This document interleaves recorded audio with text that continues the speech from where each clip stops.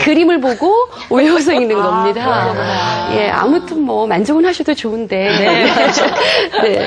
그렇기 때문에 엄마랑 같이 번갈아 가면서 책 읽기를 시도하시면서 다양한 목소리 톤을 내서 읽어주시면 좋고요. 근데 6, 7세는 이미 아까 말씀드린 글자를 이렇게 하는 시기이기 때문에 짚어주면서 자연스럽게 유도하는 것이 좋은데 이때 주의하실 것은 엄마들이 마음이 급하세요. 왜요? 그래서 철자를 막 체크를 하는 틀렸다고 외워보라고 boy, B-O-Y 막 이렇게 시키시거나 파닉스를 막 강제로 시키시단다고. 근데 학습이 돼버리는군요. 학습이 돼버리죠. 왜냐면 초등학교에서 영어 교육을 시작하기고 다른 아동들이 조금 더 한다고 생각하시기 때문에 근데 아동은 그때 모국어도 글자하고 단어하고 문장은 다르거든요. 그러니까 레터 인식이 안 돼 있기 때문에 강요를 해도 상당히 받아들이기는 어렵습니다. 그러니까 싫어하게 되는 거죠. 싫어하게 되죠. 이제는 나 안 읽을래. 엄마한테 혼나. 재미가 아니라 지금부터 학습이다. 엄마들 눈높이로 하시면 안 돼요. 그렇죠. 네. 책 읽기는. 그래서 한국어를 특히 한국어에 대한 인지가 밖에 나가면 다 한국어, 모국어 환경이니까 한국어를 읽기 때문에 영어 책은 읽어주지 마. 싫어. 난 한국어 책 읽을 거야 라고 하기 시작하죠. 특히 자기가 이때는 줄거리가 있는 이야기를 좋아해요. 그리고 모방을 통해서 극놀이를 좋아하는 시기입니다. 그래서 소꿉놀이 같은 거 많이 하는데 요즘 아동들은 소꿉놀이를 또래들하고 못해요. 할 시간이 없어요. 참 안타까운데 저희가 예전에 했던 소꿉놀이, 의사놀이, 학교놀이, 선생님 놀이를 통해서 아동들은 사회성 발달을 하거든요. 또래와 관계 그런 것이 할 수가 없는 지금 환경인데 소꿉놀이 클래스를 들어야 된다니까요. 그렇죠. 정답이네요, 진짜.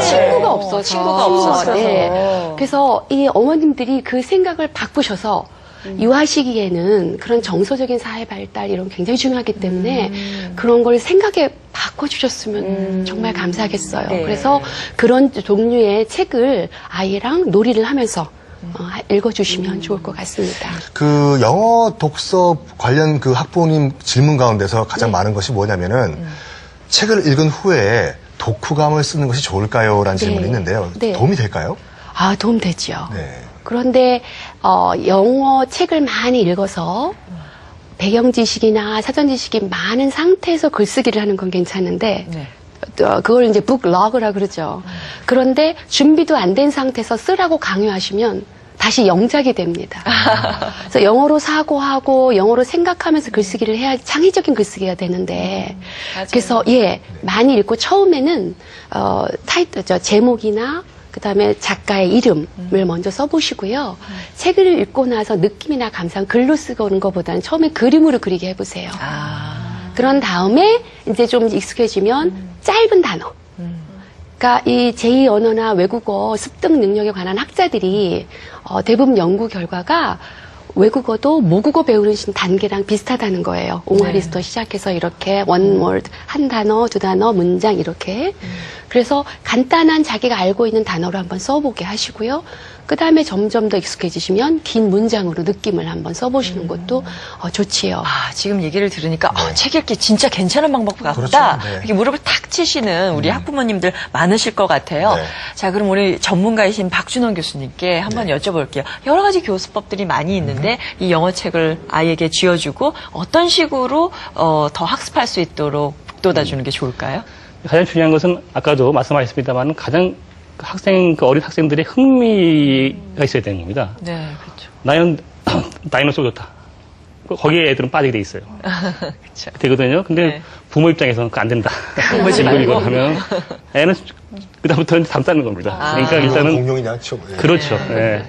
아이가 이제 관심 갖는 걸 중심으로 해가지고 조금씩 외연을 넓혀가는 것이거든요. 그런 이제 것이 좋겠다. 그리고 이제 그러니까 이지영 선생님 말씀 듣고 제가 많이 좀 배웠는데,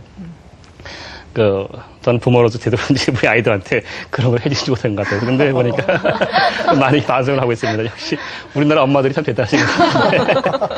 근데 이제 결국은 이건 마찬가지예요. 우리가 영어 교육 이론 중에 I 플러스 Y라는 게 있습니다. 그러니까 I가 뭐냐면 인풋이에요, 인풋.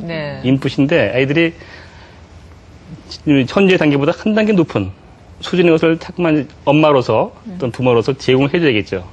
그죠? 그래서 아이들이 약간 도전감을 가질 수 있도록. 그러나 너무 어렵지 않게. 그죠? 그래서 스스로 자기 주도적으로 이제 아이들이 책을 읽어 나갈 수 있도록.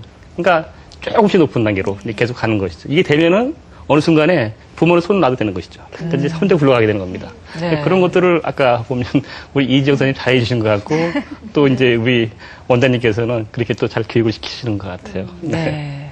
아, 오늘 얘기를 들어보니까 이제 나도 이제 우리 이 아이를 영어책 읽는 아이로 잘 키워야 되겠다. 키워야겠다. 마음 먹으시는 분들 많으시겠네요. 네, 진짜. 맞아요. 그 먼저 이제 선배이신 이지영 씨께 자, 앞으로 또 어떤 계획 가지고 계신지 여쭤보고 싶어요.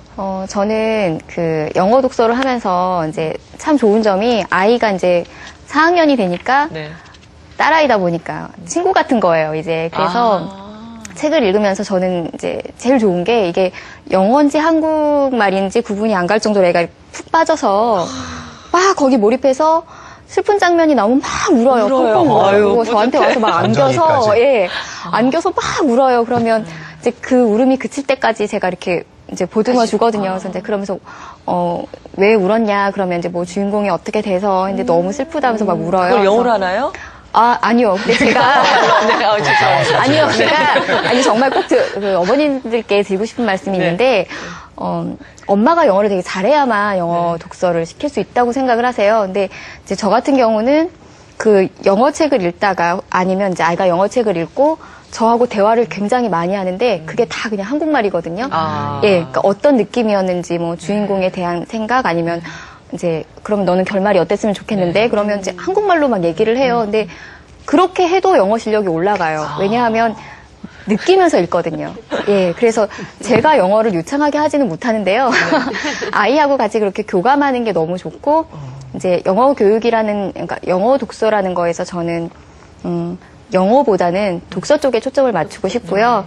이제 그러다 보면 이제 어머니들이 시험이나 나중에 입시 뭐 이런 것 때문에 영어를 많이 생각하시는데 즐기게 되면 이제 공부는 결국에 아이가 해야 되는 거지.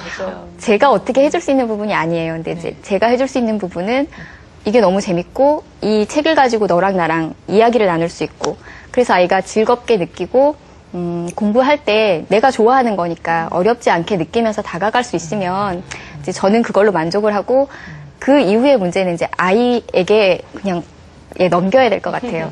아, 예. 그 수석하고 그러는 어머니들이 이런 말씀을 하시는데. 예. 앞에서 뵙고 있네요, 지금. 제가 아까 전에 그런 얘기, 그걸 영어로 하나요? 그러니까 참 일천한 생각에 욕심이 나서 영어를 그렇게 잘한다니까. 그래, 그 우는 아이한테 영어로 얘기해. 이러는 순간 그 아이는 이제 더 이상 영어책을 읽지 않는 거죠. 네. 예, 정말 오늘 아주 현명한 그 엄마가 어떻게 아이에게 책을 가까이 할 수 있게 할 수 있는지에 대해서 두 분 전문가 분들 모시고 정말 좋은 말씀 들었습니다. 이지영 씨, 이명신 선생님. 고맙습니다. 감사합니다. 네. 자, 그리고 함께 해주신 우리 박준영 교수님과 안문현 씨에게도 감사 말씀드리겠습니다. 네, 감사합니다. 고맙습니다. 네. 토크 앤 이슈 이제 마칠 시간인데요. 네. 요즘에는요, 주말에 가족들이 함께 바깥으로 나가면서 도서관에 또 가는 그런 경향이 많아진다고 하네요. 저도 대학 다닐 때 집보다는 도서관에 더 많이 있었던 걸로 기억이 나는데. 독서실 아니가 혹시? 그렇죠. 죄송합니다. 빌 게이츠가 이런 말을 했습니다. 오늘날의 빌 게이츠를 만들어준 것은 바로 하버드 졸업장이 아니라 바로 네. 도서관이었다라는 말을 했었죠. 네, 그렇습니다. 온 가족이 함께 그 책을 찾으러 도서관에 가거나 아니면 서점으로 한번 가보면 어떨까. 지금 당장 한번 계획해 보시면 좋을 것 같습니다. 토크 앤 이슈 다음 주에 다시 찾아뵙겠습니다. 안녕히 계세요. 감사합니다.